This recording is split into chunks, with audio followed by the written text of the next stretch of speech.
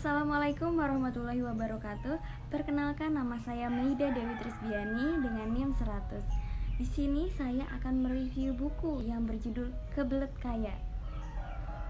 Kebelet Kaya ini ditulis oleh Mardigu Wowi Prasantyo. Siapa sih Mardigu Wowi Prasantyo ini? Beliau adalah seorang pengusaha properti. Dia juga pembicara seminar, penulis, dan beliau adalah pimpinan konsorsium Rumah Yatim Indonesia. Buku ini diterbitkan oleh PT Tangga Pustaka dan cetakan pertamanya diedarkan pada tahun 2009. Oke, selanjutnya part yang paling saya sukai dalam buku ini yaitu ada di bab 2 halaman 15.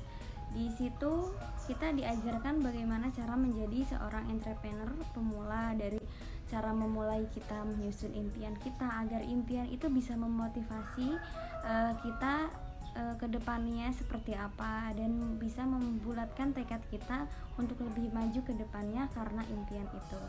Lalu yang paling saya suka dalam buku ini ada pada bab 8, yaitu ada pada halaman 97, di mana di situ kita dikasih tips-tips nih bagaimana cara berbisnis tapi tanpa uang tunai. Nah, di situ kita diberikan tips kalau berbisnis itu tanpa modal. Selama ini kan yang kita tahu bahwa berbisnis itu harus pakai uang, harus pakai modal yang cukup lumayan banyak gitu kan. Tapi di bab 8 ini kita dikasih bagaimana kita bisa berbisnis tapi tanpa modal, dikasih tips-tipsnya dari beberapa pengalaman-pengalaman yang dilakukan oleh seorang penulisnya dan juga pengalaman teman-teman dari penulisnya.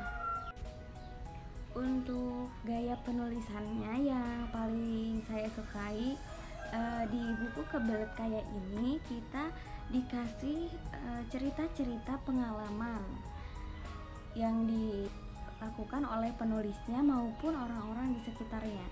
Jadi penulis ini tidak menceritakan pengalamannya sendiri, namun dia juga mengumpulkan beberapa cerita-cerita dari orang-orang terdekatnya atau orang yang dia temui untuk dibagikan kepada kita lewat buku ini. Buku ini sangat cocok nih bagi teman-teman yang mau memulai bisnisnya, karena di sini banyak sekali tips-tips dari awal kita menyusun impian, lalu kita ke tahap mencari peluang untuk berbisnis, menemukan peluang yang ada di sekitar kita untuk memulai bisnis.